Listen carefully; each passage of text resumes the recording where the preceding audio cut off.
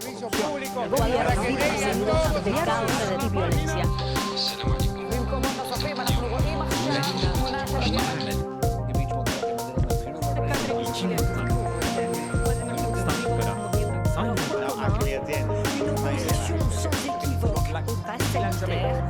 Au nom de la liberté individuelle. Professore, spostiamoci in Liguria. Hola, bienvenidas, bienvenidos a Chat Internacional, el programa sobre política internacional con una mirada desde la Universidad Nacional de Cuyo. En el programa de hoy vamos a estar hablando sobre lo que está pasando en Afganistán, que luego de más de aproximadamente 20 años, ¿no?, de intervención de los Estados Unidos, el ejército de los Estados Unidos ha comenzado a retirarse del país y frente a este acontecimiento han avanzado los talibán, ¿no? Han avanzado a un paso muy acelerado, encontrando prácticamente una nula resistencia por parte de las Fuerzas Armadas locales, y esto ha generado una situación que ha preocupado a todo el planeta y está manteniendo en vilo a buena parte de los, ministerios de Relaciones Exteriores del mundo. Para poder conversar de este tema, para poder abordar su complejidad, tenemos un invitado muy especial.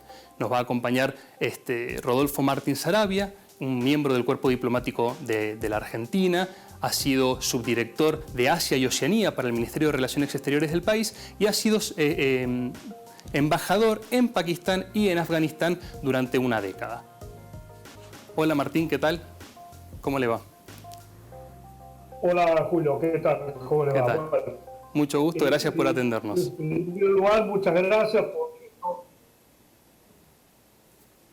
muchas gracias a ustedes. Es una muy linda oportunidad para salir al aire y contar un poco a la gente que puede estar escuchando un poco lo que está sucediendo en un país tan lejano como Afganistán y que también obviamente afecta a toda la región de lo que rodea a Afganistán, entre los cuales, como usted bien dijo, Pakistán, en donde he estado no una década, sino un poco más, 12 años como embajador y también concurrente en Afganistán, en donde tuve 11 años. Antes que nada, sí, hacer una pequeña corrección de lo que usted dijo, cuando dijo que Afganistán está ocupado por Estados Unidos. Eso no es tan correcto porque empezó con Estados Unidos únicamente después del atentado de las Torres Gemelas, donde Estados Unidos, primero desde el mar Arábigo y luego ya a partir desde el territorio pakistaní, ingresó a Afganistán en búsqueda de Osama Bin Laden y de un grupo de sus sectores Al-Qaeda.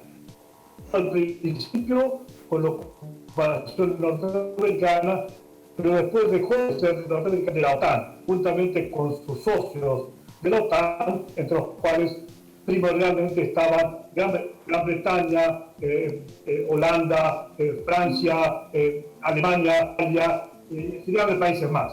Le hablo de los mayores contingentes. Claro. Y esto fue casi hasta el final. De modo tal que cuando uno dice Estados Unidos no es solamente Estados Unidos, y tampoco es Estados Unidos solo el país que se está retirando, sino que gradualmente, además, cuando yo todavía estaba en Pakistán como embajador, ya había empezado a reducirse el número de tropas de varios países, algunos de los cuales, algunos anticiparon como Dinamarca, Noruega, Holanda, que fueron retirando, Italia, España, no completamente, pero fueron retirando sus tropas, mayoritariamente por dos razones. Una, porque obviamente no iban a quedarse en el día ahí, como lo que está pasando con Estados Unidos. Es decir, hay un momento que hay que tomar la decisión de retirarse y dejar a las propias fuerzas locales para que mantengan lo que pueda ser un gobierno formal como se pretendía. Claro. Y por otro lado, es decir, las razones por las cuales se fueron retirando estos países fueron una parte económica, que obviamente es muy costoso mantener eso, pero básicamente muchos países retiraron sus tropas porque fue muy difícil digerir en cada una de sus capitales el regreso de lo que es famosas bolsas de plástico, claro, conteniendo cuerpos de sus soldados muertos en distintos enfrentamientos o atentados que se producían a lo largo de estos años en Afganistán. Eso produjo descontento interno en cada uno de estos países que optaron después por regresar y reducieron sus tropas. Claro. Las últimas tropas que quedaban, mayoritariamente americanas, pero alemanas, inglesas, etc., estaban en realidad con el contingente o la idea de dedicarse no tanto a combatir a los talibanes o combatir a las fuerzas insurgentes afganas, sino para entrenar a las fuerzas de seguridad y fuerzas militares afganas con la idea de profesionalizarlos, con la idea de prepararlos para eso que supuestamente debía haber funcionado, pero que aparentemente no funcionó en el entrenamiento de cerca de 300.000 hombres afganos que podían o debían haber enfrentado a los talibanes, mayoritariamente pastores, que luego del último retiro producido o definido por Biden, no pasó. Y creo que en menos de una semana los talibanes avanzaron a distintas ciudades, desde Kandahar, el Shah Sharif, hasta llegar a Kabul y tomar todo. Menos el norte, que está todavía manchado por lo que los mujahidines y lo que se llamaba anteriormente la Alianza del Norte. Eso todavía es un bastión que todavía sigue sin ser tomado por los talibanes. Rodolfo, le hago una consulta. Para dejar un poco pasar el flor a ustedes. Sí. ¿Qué nos podría contar un poco de la historia de los talibán? ¿Cómo surgen? ¿Qué tiene que ver con el conflicto o con la guerra soviético-afgana? Se habla mucho de los talibanes, pero no se sabe mucho quiénes son. Sí, los talibanes básicamente son varias etnias, pero la etnia principal son los pastunes. Y fueron un poco un grupo creado del Mullah Omar, que fue asesinado posteriormente. El Mullah Omar, que fue el que juntó grupos étnicos que ayudaron a las fuerzas norteamericanas, básicamente, a derrotar a derrotar a los soviéticos que habían estado desde el 78 hasta el 92 ocupando el territorio afgano. Eso, por supuesto, fue muy serio. Los soviéticos ocuparon el territorio y fueron muy violentos, como infinidades de muertos en todo ese periodo, hasta que en el 92, finalmente, los americanos, con algunos países europeos y con la ayuda de los talibanes, después que incluso se creó ese grupo de lo que llamado Al-Qaeda, donde también los militares participaban, lograron deshacerse o derrotar a los soviéticos y expulsarlos del país. Ahí es donde se inicia toda la operación. ¿Y qué tipo de ideas? El Mullah Omar, por ejemplo, tiene hoy uno de los líderes, no tan importante, pero uno de los líderes, el hijo de Mullah Omar, que es Mohamed Yaqub, también tiene un tipo de injerencia hoy en esta nueva arremetida de los talibanes para la toma del territorio afgano en su totalidad. Pero no es el principal líder hoy en día. ¿Qué tipo de ideas portan los talibanes? ¿Cuáles son los intereses por la zona? Porque sabemos que, por supuesto, es una zona geopolíticamente muy importante, pero también hay recursos de por medio. ¿Es el petróleo? ¿Es el opio? ¿Qué es exactamente lo que está allí en juego que hace que sea una zona tan importante para Occidente y para el mundo entero? Bueno, en Afganistán se dice mucho de que es un país muy rico en recursos. No es tan así. Tiene los recursos, por supuesto, tiene algo. No petróleo ni gas no tiene mucho, tanto es así que el famoso proyecto, del cual obviamente no creo que sea el momento para hablar ahora, pero en cualquier momento podemos hablar, el famoso proyecto de Bridas, en su momento, que desde Turkmenistán se hablaba del gasoducto Tapi, de Afganistán, pasando por Afganistán, Pakistán y llevar a la India para llevar gas, los cuales gran parte de gas iba a quedar también en Afganistán. Es un proyecto que Carlos Bulgeroni, lamentablemente murió hace un par de años, con quien yo era muy amigo, y que yo lo llevé 2 veces a Pakistán y Afganistán para tratar justamente la posibilidad de recrear el proyecto del gasoducto.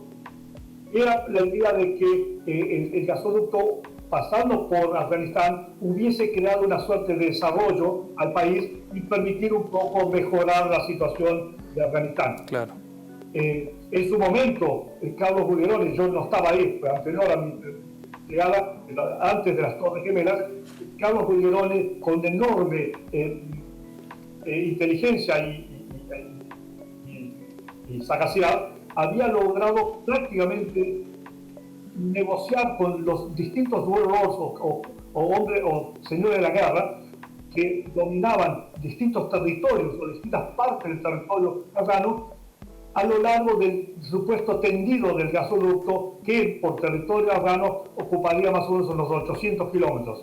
Eso lo había logrado con enorme maestría y casi una jugada de ajedrez, para poder pasar el gasoducto sin tener problemas y por supuesto pagando derecho de servidumbre a cada uno de los warlords por donde el gasoducto iba a pasar. Por eso se pinchó completamente al fracasó el proyecto. Si le parece, Rodolfo, hacemos un breve corte y seguimos continuando luego con este tema muy interesante. ¿Cuáles son los intereses específicos sobre Afganistán?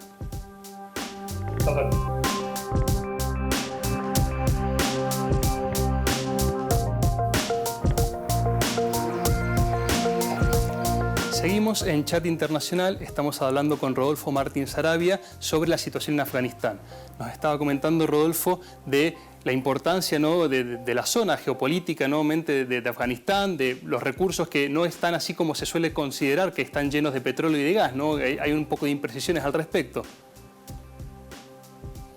Correcto, eso es absolutamente correcto, pero lo que sí tiene Afganistán son recursos mineros. Ajá. Tiene aparentemente litio y tiene también cobre y oro, y esos son recursos que quienes están aprovechándolos y que creo que van a ser los grandes mediadores de toda esta contienda, o toda esta situación a futuro, es China. Ajá. China es un país que ya en su momento intentó entrar en Pakistán en una famosa mina de Reko-Diq en Balochistan, y que hubo problemas en donde estaba metida una empresa chilena, Antofagasta, de los Lutzig, y una empresa canadiense, Barrick, de oro, en donde no funcionó y que están todavía en litigio, pero los chinos directamente fueron a Afganistán, donde hay una mina importantísima de cobre y oro, y la están desarrollando. Al igual que están desarrollando, quieren desarrollar obras de infraestructura, como carreteras, etcétera, en China, y en Afganistán, y también minas de litio. Eso es lo que básicamente Afganistán puede brindar. Ahora, no es un país rico, lo que sí tiene Afganistán es una enorme producción de opio, por consiguiente la heroína, claro, que es la que es el segundo productor del mundo y que obviamente vende su producción a través de que la producción la están manejando los warlords o los señores de la guerra, que tienen sus pequeños digamos, terrenos o territorios en donde tienen sus propias milicias, y esos venden con enormes ganancias la exportación de droga hacia el exterior. Claro, eso es algo que yo siempre me preocupé, siempre pensé que por qué los Estados Unidos o la OTAN, estando ahí, no desbarató esta red de droga o de narcotráfico. Claro. Lamentablemente yo no tengo respuesta a esa y nunca nadie me pudo dar una respuesta correcta. Claro. Que creo que podrían haberlo hecho en forma mucho más profesional. Sí, ciertamente ese es un tema central. Y le hago una última pregunta, Rodolfo. Mucho se habla de los talibán, ¿no? Pero los talibán de hoy, 2020, ¿son los talibán de la década del 80? ¿Son los talibán de los 90 que gobernaron brevemente o que ejercieron dominio brevemente sobre Afganistán? Yo diría que no, es decir, son los mismos, más pobres o más ricos, son la misma etnia, etcétera, pero vinieron con una política distinta. No nos olvidemos que en los 90, después del derrotado a los soviéticos y con los Estados Unidos, misteriosamente después de poco tiempo se retiró de Afganistán y dejó a la buena de Dios a los afganos, con un caos que había creado, más el dominio más específico de esos warlords en todo el territorio, hicieron que los talibanes conjunto tomaron Kabul, que luego que permanecieron en Kabul, y ahí aplicaron en toda su extensión lo que se llamaba la Sharia, en donde sobre todo muchas de las costumbres o muchas de los modos de vida, modos vivendis que se aplicaron ahí a través de esa Sharia. Eso después recién en el 2001, después de las Torres Gemelas, cuando los americanos ingresan, como ya lo dijimos, para buscar a la Al-Qaeda y buscar a Bin Laden, ahí los talibanes fueron derrotados, también con la ayuda de la Alianza del Norte, los mujahidines del Norte lograron derrocarlos. Ahora, los talibanes de hoy, después de 20 años, diría, de aprendizaje o de convivencia con estas tropas de la OTAN, aprendieron algo. Y sobre todo lo que aprendieron es a poder, si quieren gobernar y si quieren mantenerse en el poder, van a tener que transar, van a tener que venir más buenos, como dicen, mejores. Y eso es lo que aparentemente están hoy marcando. Por eso mucha gente, y he escuchado noticias en varios lados diciendo no, que vienen sanguinarios. Yo le pregunto a todos, ¿han visto escenas de terror, escenas sanguinarias en algún lugar? Claro, no, ha sido muy pacífico, llamativamente pacífico el proceso. Claro. Hablé con el capo de la Fundación Aga Khan, que maneja todos los hoteles, los Serena hoteles y una comunidad muy grande. El hotel más importante que tiene Kabul es el Hotel Serena. El Hotel Serena, curiosamente, es un hotel donde me comentaban que los talibanes llegaron a Kabul, fueron a dialogar con las autoridades del Hotel Serena y le dijeron, señores, acá ustedes pueden estar tranquilos, nosotros vamos a proteger al hotel, vamos a proteger otros hoteles, vamos a proteger los bancos, vamos a proteger las instituciones extranjeras. Y lo único que sí vamos a pedir, y lo que están haciendo, es desarmar a toda la población. Los únicos que van a tener armas a ciudadanas son los talibanes. Claro.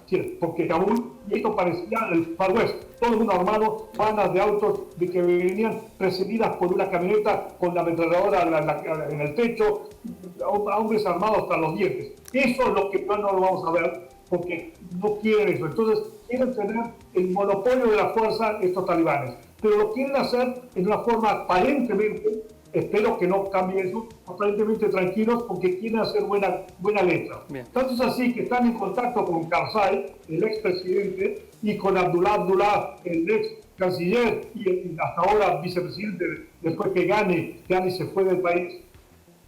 Quieren tratar de transar una especie de mejor gobierno, y es más, es muy probable que veamos, esto todavía no lo he escuchado nunca, es muy probable que veamos que a Karzai y a otros importantes personajes de la sociedad afgana les den incluso una cabida para gobernar el futuro. No me sorprendería que Karzai pueda llegar a ser presidente de vuelta. Ojalá si fuera, sí. Porque ellos quieren, los talibanes estos nuevos, estos mejores, digamos, entre comillas, creo que no quieren romper la relación ni con Estados Unidos, ni con Qatar, ni con Europa Occidental. Lo que sí no quieren es que ellos estén ahí, pero sí quieren tener un buen entendimiento. Y también, por supuesto, con Pakistán, que es el país que tiene 2.000 kilómetros de frontera común, y que, por supuesto, con Pakistán, yo lo he vivido 12 años, hay odio y amor permanente. Pero clarísimo. Es una cosa importante. Y otra cosa, por esto corto, porque sé que se les termina el tiempo. En los 90, cuando los talibanes ocuparon el territorio de Kabul, hubo una migración de cerca de 3 o 4 millones de afganos que buscaron refugio en Pakistán. Y para eso hay campos de refugiados de capital. Hoy, con este avance, casi ninguno. Creo que no pasan de 100 los talibanes, los afganos que han huido hacia Pakistán o a Tayikistán, pensando ser objeto de una represalia, por haber sido afganos que pueden haber sido de una forma colaboradores de la ocupación o de la OTAN durante 20 años. Por lo cual tenía un temor bastante lógico al pensar de que podía haber represalias. Puede ser objeto de represalias. Exacto. ¿No? Rodolfo, muchísimas gracias. No está pasando eso. Muchísimas gracias. Muy claro, muy amable. Y seguramente lo volveremos a molestar para seguir conversando sobre el tema muy interesantísimo de Afganistán. Les agradezco mucho. Hay infinidad de cosas más para comentar, pero obviamente no me da el tiempo. Con Es todo así. gusto estoy a disposición de ustedes cuando quieran. Es más, hasta me iría a Mendoza a charlar con ustedes y de paso, si me convidan una copa de vino. Perfecto, después sería un gusto. Lo esperamos entonces. Muchísimas gracias, Rodolfo. ¿Cómo no? Muchas gracias, Julio. Muchas gracias, Virginia, también. Y bueno, espero haber sido útil y esclarecer un poquito este problema tan complicado y tan serio que todavía sigue y persiste, ¿no? Gracias a Dios. Bien, seguimos en Chat Internacional y en el próximo bloque tendremos otra entrevistada también para hablar del tema de Afganistán, pero más específicamente sobre la situación de las mujeres en Afganistán, cosa que también ha llamado la atención de la prensa internacional.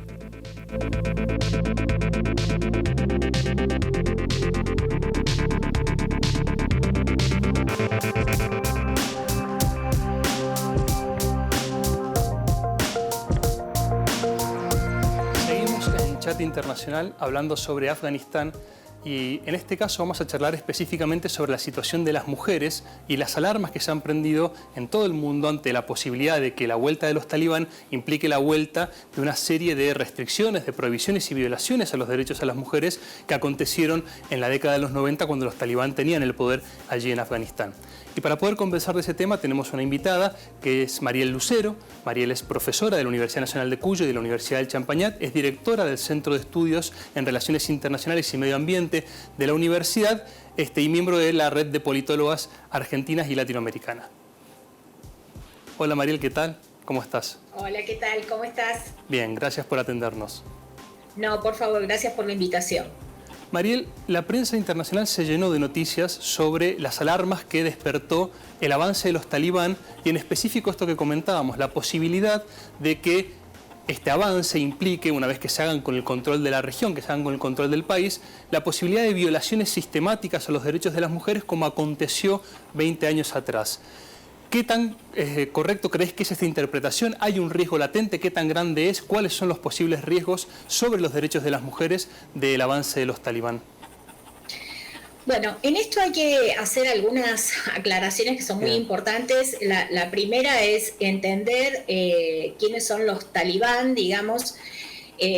Ellos hacen una interpretación muy estricta, muy conservadora del Corán y a partir de ahí, digamos, es que en ese contexto hay muchas retrocesos para la mirada occidental respecto de derechos de las mujeres, como por ejemplo el derecho a la educación, el tema de poder disponer de los bienes, el tema de cómo se disponen los matrimonios, en fin, digamos un largo listado de ese tema, de esos retrocesos. Eso es justamente el temor que se les presenta a muchas de las mujeres que han alcanzado este desarrollo. Pero también es importante identificar que las mujeres en Afganistán, la mayoría pertenecen a la población rural. Entonces, aquellas que lograban acceder a algunos de estos derechos de los que estamos hablando, ha sido muy poca la población, ¿sí? De hecho, Afganistán es uno de los países más peligrosos para las mujeres, bajo lo que fue la intervención norteamericana también, digamos, esta alerta existía también antes. Claro. Entonces, tengamos un poco de cuidado también en cómo manejamos esto. Sí va a haber un retroceso en los derechos, probablemente por estas interpretaciones particulares.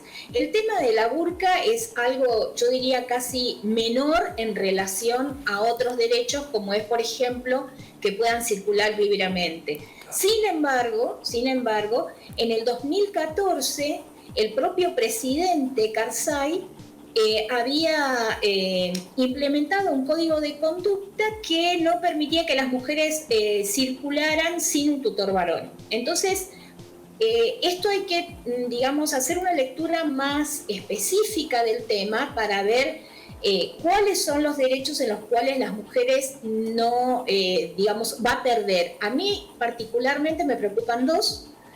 Uno es el tema de la educación, y el otro es el tema del acceso a la salud. Esos son dos elementos. No es que pierda el acceso a la salud, sino que tienen que tener permisos especiales para poder acceder a los médicos. Que las atiendan médicos hombres. Digamos, exactamente, y cuál es la enfermedad, y necesitan autorizaciones más allá del acompañamiento. Por supuesto que no pueden circular libremente, que es otro elemento también importante, pero digo, el tema de la educación y el tema de, además del ejercicio de las profesiones, ¿no? Que esa es otra de las cosas que tampoco podrían acceder.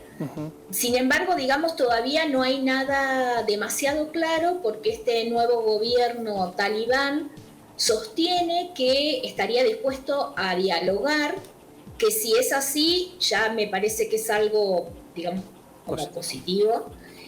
Habrá que ver cuáles son las medidas, qué nivel de negociación, porque además a todo esto estamos hablando de una interpretación de la religión, una rama de la religión que es muy conservadora. Claro.